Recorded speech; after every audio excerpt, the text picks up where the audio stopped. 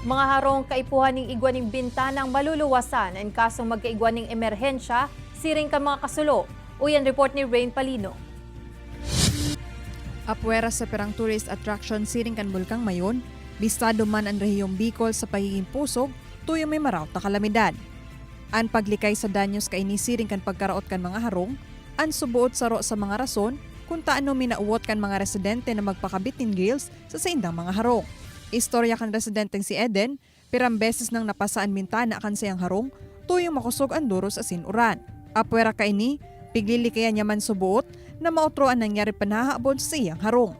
Kaya ano lang talaga, for security reason, ining rason ko kaya ini tadtad ang harong ko ning grills. Sigun sa BFP, kung mabugtak nin grills, kay puhang igwanin escape window size na 0.65 by 0.8 meter. Kinakaipuhan man na igwang sarong outside window ang kada kwarto. Ang nasambit na bintana, dapat kayang bukasan sa laog dawa mayong tools, susi o pwersa para sa clearing opening. Ini nakataga mga agihan kung igwang emerhensya. Mientras tanto para sa first quarter kan 2021, igwa ng 133 kaso nin kasuloan na irehistro sa rehiyon. Kadaklan digdi, problema sa electrical asin napabaya ang kagamitan sa paglutuan kausa. Inisubuot hababa kumpara ka nakaaging taon na igwang 143 na kaso. Huwag ikabit sa iisang extension cord ang maraming appliances. Kay Banans Gerald Gandia, Rain Palino, Balitang Bicolandia.